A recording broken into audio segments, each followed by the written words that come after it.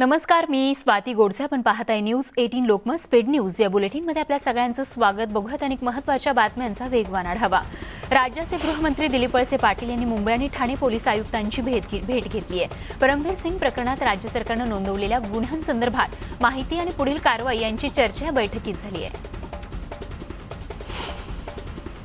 राज्य सरकार विरुद्ध केंद्र सरकारमधला वाद आता पुन्हा एकदा समोर आलाय. आता तर नैसर्गिक आपत्तीशी दोन हात करत असताना जिथे केंद्राच्या मदतीची अपेक्षा आहे तिथे देखील मदतीच्या नावावर अपेक्षित रकमेच्या अगदी 15% कमी मदत उद्धव ठाकरे सरकारच्या पदरी पडली आहे. महाराष्ट्राच्या बाबतीत केंद्र सरकार दुजाभाव करत असल्याचा आरोप राज्य सरकारकडून करण्यात येतोय.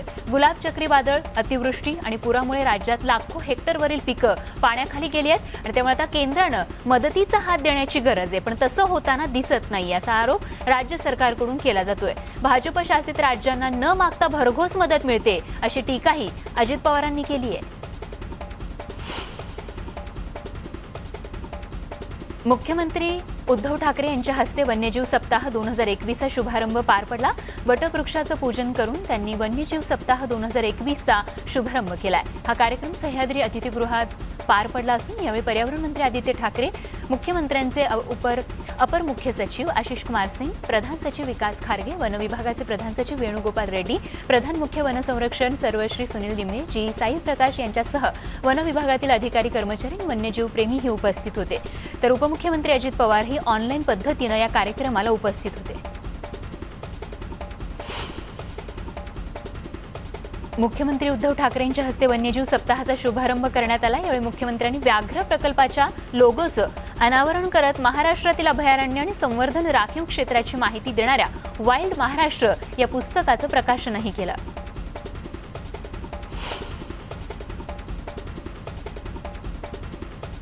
शिरूर लोकसभेचे खासदार डॉक्टर अमोल कोल्हे यांनी भर सभेत उपमुख्यमंत्री अजित पवार यांना कुबेराची उपमा देत भरघोस निधीची अपेक्षा केली. मात्र अर्थमंत्री अजित पवारांनी यावेळी कोरोनानंतर राज्याची आणि देशाची आर्थिक घडी विस्कळीत झाल्याचं सांगत नागरिकांनीही अशा परिस्थितीत काटकसरीनं वागण्याचा सल्ला दिला. राज्यातील शाळा 4 तारखेपासून सुरू करण्याचा निर्णय झालाय. मात्र पालकांची आपल्या मुलांना शाळेत पाठवण्याची मानसिकता दिसत नाहीये.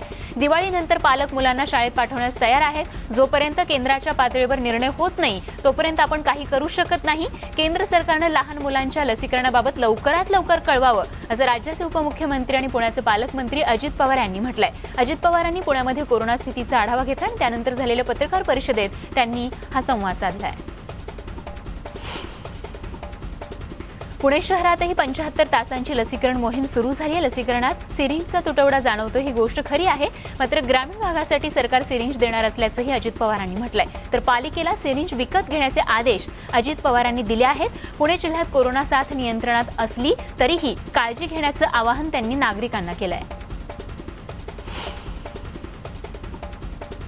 विधानसभेचे विरोधी पक्षनेते देवेंद्र फडणवीस नागपूरमध्ये आहेत आणि यावेळी त्यांनी अतिवृष्टीमुळे बाधित शेतकऱ्यांच्या मदतीवरून राज्य सरकारवर टीका केली आहे. राज्यात पूरस्थिती अत्यंत बिकट आहे, त्यामुळे पंचनामे होत राहतील, पण सध्या तात्काळ शेतकऱ्यांना मदत देण्याची गरज असल्याचं फडणवीसांनी म्हटलंय. दरम्यान सरकारच्या घोषणा हवेतच विरल्या असून कुठल्याही घोषणेची पूर्तता झाली नसल्याची टीकाही त्यांनी केली आहे. सर्व घोषणा या कागदावरच असल्याचं त्यांनी म्हटलंय. 1983 साली स्थापन झालेल्या कल्याण डोंबिवली महानगरपालिकेला 38 वर्ष पूर्ण होत आहेत. महानगरपालिकेच्या ढिसाळ कारभारामुळे नागरिकांना अपुरी आरोग्य व्यवस्था, खड्डेमय रस्ते, वाहतूक कोंडी, डम्पिंगचा प्रश्न, नागरिकांचे पुनर्वसन, पाणी प्रश्न सोडवता आलेला नाहीये. 38 वर्षात नागरिकांना मूलभूत सुविधा मनपानं दिलेल्या नाहीत. त्यामुळे कल्याण डोंबिवलीकरांनी रोष व्यक्त केलाय. राज्याचे उपमुख्यमंत्री अजित पवार आणि सुप्रिया सुळे सिंहगडावर वन विभागाच्या रॅपिड ॲक्शन फोर्सचं उद्घाटन करण्यासाठी एकत्र होते आणि यावेळी माझा गड माझा अभिमान या कार्यक्रमाला सुरुवात झाली. सिंहगडावर जाण्यासाठी पीएमपी तर्फे इलेक्ट्रिक बस सेवा सुरू करण्यात आली आहे.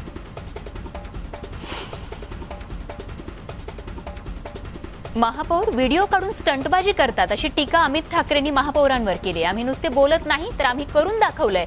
मुंबईकरांना खड्डेमुक्त रस्ते हवे असतील तर सत्ता बदल हा एकमेव मार्ग आहे. नाशिकमध्ये खड्डे शोधून सापडत नाहीत. ज्यांना दररोज ये जा करावी लागतीये त्यांचा त्रास काय असेल हे मी समजू शकतो असंही ते म्हणाले. पेंग्विनवरून विरोधक महापौरांवर टीका करतात आणि त्यांना महापौर किशोरी पेडणेकर यांनी प्रत्युत्तर दिले। विरोधक जर मुंबईकर असतील तर त्यांनी हे स्वीकारावं आणि ही चित्रफित बघावी, राणीबागेत येऊन बघावं। बाहेर तुम्ही मनोरंजन करत असता, इकडे तुमचं मनोरंजन व्हावं म्हणून पेंग्विन बघायला यावं, तशी सोय आहे असं त्यांनी म्हटलंय। गुलाब चक्रीवादळामुळे समजलं की गुलाबरावांच्या डोक्यात किती दुष्काळ आहे ते, अशी टीका अमेय खोपकर यांनी केली। राजसाहेब यांनी केलेली मागणी सध्याच्या परिस्थितीत अतिशय योग्य आहे, पण संवेदनहीन गुलाबरावांना शेतकऱ्यांचं नुकसान कसं दिसणार? भ्रष्टाचाराचा महापूर आणि अकलेचा दुष्काळ असले हे नेते आपल्याला मिळाले हेच तर आपलं दुर्दैव आहे, असंही त्यांनी म्हटलंय। पोटनिवडणूक महाविकास आघाडी एकत्र लढणार असून एका उमेदवाराला तीनही पक्ष एकत्र पाठिंबा देणार असल्याचं उपमुख्यमंत्री अजित पवार यांनी स्पष्ट केलंय। यावेळी विकास कामांची माहिती देताना जिथे जास्त पाऊस तिथे डांबरीकरण न करता सिमेंटीकरण करणार असल्याचं त्यांनी म्हटलंय। कोकणातील बहुतांश रस्ते हे सिमेंट काँक्रीटचे करणार असल्याची माहिती त्यांनी दिली आहे। ते नवी मुंबईत बोलत होते। राज्याचे माजी गृहमंत्री अनिल देशमुख यांच्या अडचणीत वाढ झाली आहे, कारण मुंबई सत्र न्यायालयाकडून अनिल देशमुखांना समन्स जारी करण्यात आले। न्यायालयाने 16 नोव्हेंबरपर्यंत देशमुखांना भूमिका स्पष्ट करण्याचे निर्देश दिले। तसंच देशमुख तपासात सहकार्य करत नसल्याची तक्रारही ईडीनं कोर्टात केली आहे। वारंवार समन्स बजावूनही देशमुख चौकशीला गैरहजर राहिल्याचं ईडीनं कोर्टात म्हटलंय। मुंबई एनसीबीच्या टीमनं मुंबई विमानतळावर एफिड्रिन आणि फेंटामाइनची 5 कोटी रुपयांची अंमली पदार्थ जप्त केली आहे। ब्लँकेटमध्ये लपवून हे ड्रग्ज मुंबईतून ऑस्ट्रेलिया आणि न्यूझीलंडला पाठवलं जात होतं। हे अंमली पदार्थ आंध्र प्रदेशातून आणले होते अशी माहिती कळतेय। भिवंडी शहरात मोठ्या प्रमाणात वाहतूक कोंडी होत असताना शहरातील धामणकर नाका ते नारपोली दरम्यान झालेल्या वाहतूक कोंडीत पोलीस उपायुक्त योगेश चव्हाण अडकले होते आणि याची माहिती पोलिसांना मिळताच पोलिसांची एकच धावपळ झाली। कशीबशी वाहतूक कोंडीतून पोलीस उपायुक्त साहेबांची सुटका करून त्यांची गाडी नारपोली पोलीस ठाण्यापर्यंत आणण्यात आली असून सध्या सुरू असलेलं मेट्रोचं काम त्यात वाहतूक पोलिसांचं नियोजन नसल्यानं सामान्य नागरिकांना दररोजच वाहतूक कोंडीचा सामना करावा लागतो। मात्र आज चक्क पोलीस उपायुक्त साहेबांना वाहतूक कोंडीचा सामना करावा लागला। धामोरी गावासह संपूर्ण गंगापूर तालुक्यात सरासरीपेक्षा तिप्पटीनं अतिवृष्टी झाल्यानं ओला दुष्काळ जाहीर करा आणि शेतकऱ्यांना हेक्टरी 2 लाख रुपयांची आर्थिक मदत जाहीर करा। या मागणीसाठी शेतातील पाण्यात मराठा सेवा संघ संभाजी ब्रिगेडच्या वतीनं लोटांगण आंदोलन करण्यात आलं। हातातोंडाशी आलेला घास गेल्यानं शेतकरी बांधवांची आर्थिक वाताहत झाली आहे। या सर्व नुकसानग्रस्त शेतकऱ्यांसाठी मराठा सेवा संघ संभाजी ब्रिगेडनं आक्रमक पवित्रा घेतलाय। पिंपरी चिंचवडच्या वाकड परिसरात बिल्डर पैसे देत नसल्याचा आरोप करत एका ठेकेदारानं शोले स्टाईल आंदोलन करत जीव धोक्यात घातल्याचं समोर आलं। क्रेनवर चढलेल्या ठेकेदाराला एका व्यवस्थापनाकडून 3 लाख रुपये येणं बाकी होतं, मात्र त्याला पैसे दिले जात नसल्यानं ठेकेदारानं हे धक्कादायक पाऊल उचलल्याची माहिती मिळते। दरम्यान हे कृत्य बेकायदेशीर असल्यानं वाकड पोलिसांनी आत्महत्येचा प्रयत्न करणाऱ्या मकरंद चौधरी आणि बाळासाहेब कोळी विरुद्ध गुन्हे दाखल करून त्यांना ताब्यात घेतलाय।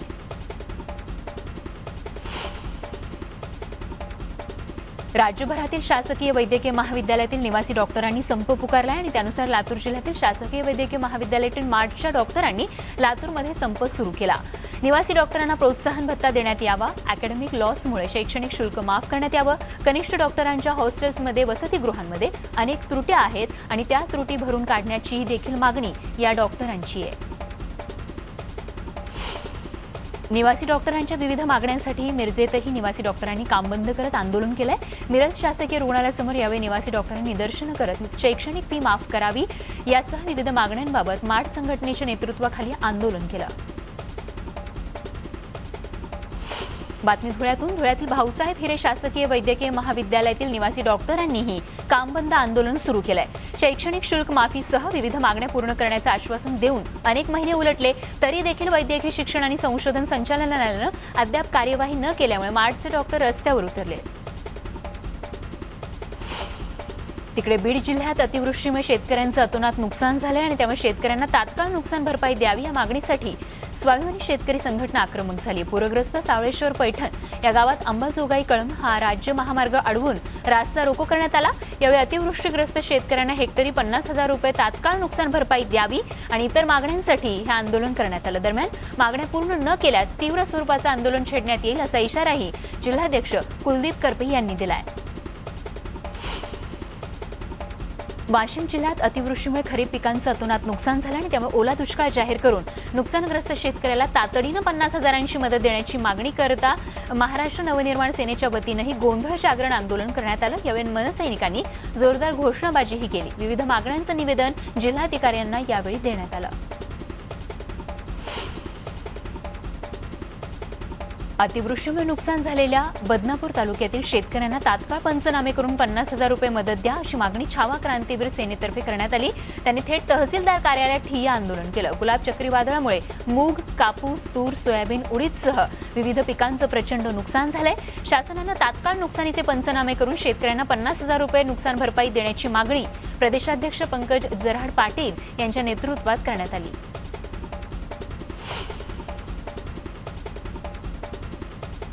तर डॉक्टरांच्या संपावरती प्रतिक्रिया देत असताना अमित देशमुखांनी असं म्हटलंय की आव्हानात्मक परिस्थितीत संप करू नये। वैद्यकीय शिक्षण मंत्री अमित देशमुखांनी मार्चच्या डॉक्टरांना तसं आवाहन केलंय। वैद्यकीय शिक्षण विभागाचे सचिव आणि संचालक चर्चा करत असल्याची देखील त्यांनी माहिती दिली आहे।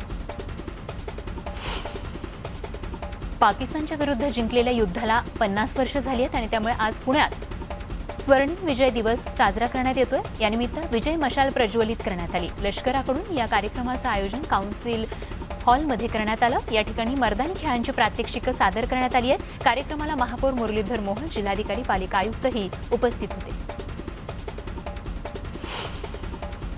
विधानसभेचे विरोधी पक्षनेते देवेंद्र फडणवीस यवतमाळ जिल्ह्याच्या दौऱ्यावर होते आणि यावेळी नुकसानग्रस्त शेतकऱ्यांच्या शेतातील पिकांची पाहणी करून त्यांनी शेतकऱ्यांच्या भावना जाणून घेतल्या। गेल्या काही दिवसांपासून यवतमाळ जिल्ह्यात मोठ्या प्रमाणात पाऊस झाला आणि त्यामुळे शेतातील पिकांचं मोठं नुकसान झालंय। काही भागात तर संपूर्ण शेत उद्ध्वस्त झालंय। या पावसानं शेतकऱ्यांच्या डोळ्यात अक्षरशः पाणी आणलंय। या खचलेल्या शेतकऱ्यांना धीर देण्यासाठी फडणवीस दौऱ्यावर आहेत।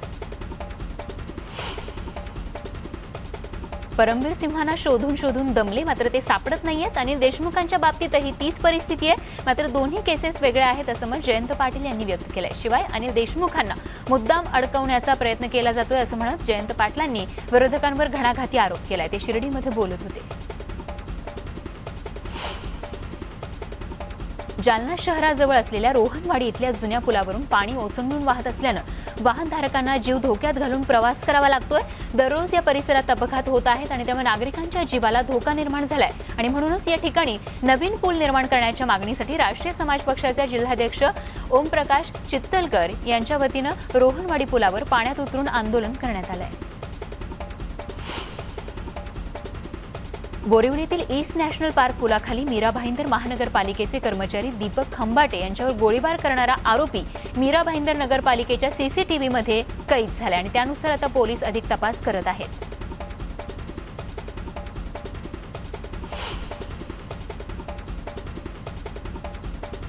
औषधांचा खर्च परवडत नसल्यानं पोटच्या मुलाला चक्क पंचगंगा नदीत फेकल्याचा धक्कादायक प्रकार समोर आलाय। कोल्हापूर जिल्ह्यातील कबनूरमधली ही धक्कादायक घटना आहे। अफान मुल्ला असं या फेकून देण्यात आलेल्या 5 वर्षांच्या बाळाचं नाव आहे। दरम्यान अफानला पंचगंगा नदीत फेकून दिल्याची कबुली स्वतः मुलाच्या बापानं सिकंदर असं त्याचं नाव आहे त्यानं दिली आहे। सध्या 5 वर्षीय मुलाचा शोध सुरू आहे। तर शिवाजीनगर पोलिसांनी या निर्दयी पित्या सिकंदर मुल्लाला ताब्यात घेतलंय। नंदुरबार जिल्ह्यातल्या नवापूर तालुक्यातील धनराज शासकीय आश्रमशाळेतील 10वीत शिकणाऱ्या एका मुलाचा शाळेच्या आवारातच मृत्यू झालाय। भाऊ कारजा गावित असं या मुलाचं नाव आहे। शाळेच्या आवारात तो धावत असताना चक्कर आली आणि तो चक्कर येऊन पडला। त्याला आश्रमशाळेतील कामाठ्यानं उपचारासाठी नवापूर उपजिल्हा रुग्णालयात हलवलं, मात्र या ठिकाणी त्याला मृत घोषित करण्यात आलं। यावेळी त्याच्या पालकांचा रुग्णालय आवारात मोठा आक्रोश बघायला मिळाला। गडचिरोली जिल्ह्यात चामोर्शी तालुक्यातील इल्लूर परिसरात बिबट्याने एका व्यक्तीवर हल्ला करून त्याला जागीच ठार केल्याची घटना घडली आहे। शंकर गंगाराम चिताडे असं मृत व्यक्तीचं नाव आहे। नरभक्षक वाघाचा धुमाकूळ सुरू असतानाच आता बिबट्याचाही धुमाकूळ सुरू झाल्यानं नागरिकांमध्ये भीतीचं वातावरण आहे।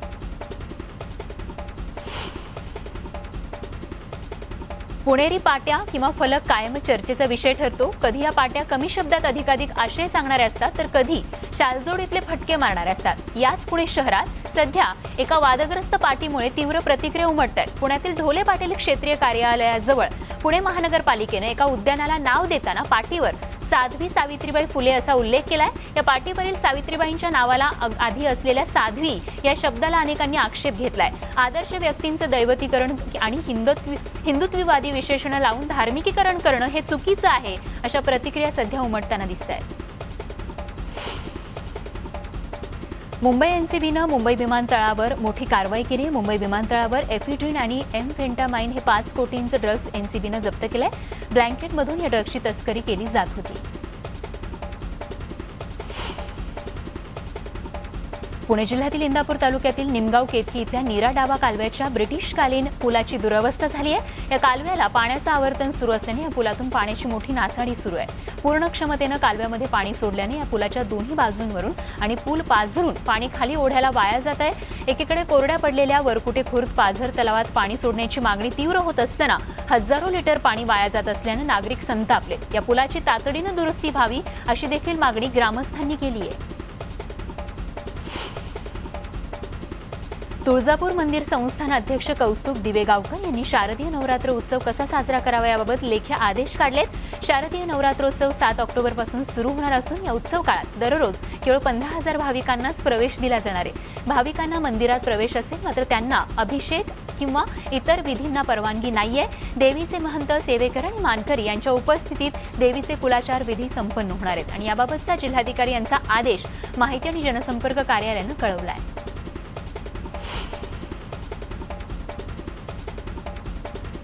तर पुणे शहरात सध्या एका वादग्रस्त पाटीमुळे तीव्र प्रतिक्रिया उमटताना बघायला मिळत आहेत। पुण्यातील ढोले पाटील क्षेत्रीय कार्यालयाजवळ पुणे महानगरपालिकेने एका उद्यानाला नाव देताना या पाटीवरती साध्वी सावित्रीबाई फुले असा उल्लेख केला आणि त्याचमुळे आता ही पाटी चर्चेचा विषय ठरतीये।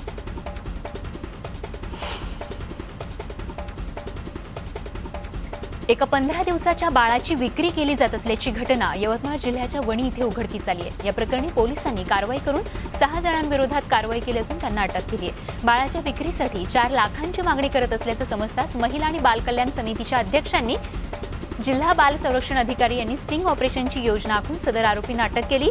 बाळाला बालगृहात ठेवण्यात येणार आहे।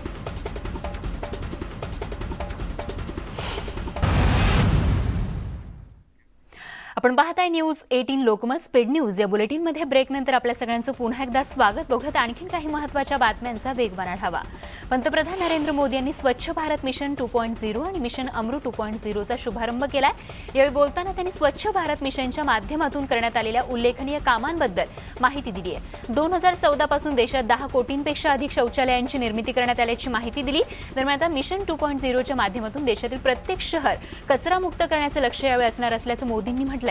देशातील प्रत्येक शहर कचरामुक्त करण्याचं लक्ष्य असून सोबतच देशातील नद्यांच्या स्वच्छतेवर भर देण्यावरही भाष्य केलं। जम्मू काश्मीरच्या शोपियानमध्ये चकमक सुरू असल्याचं समजतंय। शोपियानच्या रखमा भागात चकमक सुरू असून एका अज्ञात दहशतवाद्याचा खात्मा करण्यात यश आलंय। पोलीस आणि सुरक्षा दलाकडून कारवाई करण्यात येते। सर्च ऑपरेशन सुरू आहे। केंद्र सरकारला सलग 3ऱ्या महिन्यात जीएसटी मधून मोठा महसूल मिळाला आहे। केंद्रानं दिलेल्या माहितीनुसार सप्टेंबर महिन्यातील जीएसटी महसूल हा 1 लाख कोटी रुपयांपेक्षा अधिक असल्याचं समोर आलंय। अर्थ मंत्रालयानं आज जीएसटी महसुलाची आकडेवारी जाहीर केली आणि त्यानुसार सप्टेंबरमध्ये देशात 1,17,010 कोटी रुपये जीएसटी मिळालाय। याआधी ऑगस्टमध्ये हाच महसूल 1,12,000 कोटी इतका होता। हुरुन इंडियानं नुकतेच जाहीर केलेल्या आशियातील सर्वाधिक श्रीमंत लोकांच्या यादीत रिलायन्स उद्योग समूहाचे सर्वेसर्वा मुकेश अंबानी हे टॉपवर आहेत। विशेष म्हणजे मुकेश अंबानींनी सलग 10व्या वर्षी या यादीत आपलं सर्वोच्च स्थान कायम ठेवलंय। दुसऱ्या क्रमांकावर अदानी उद्योग समूहाचे प्रमुख गौतम अदानी यांचं नाव आहे।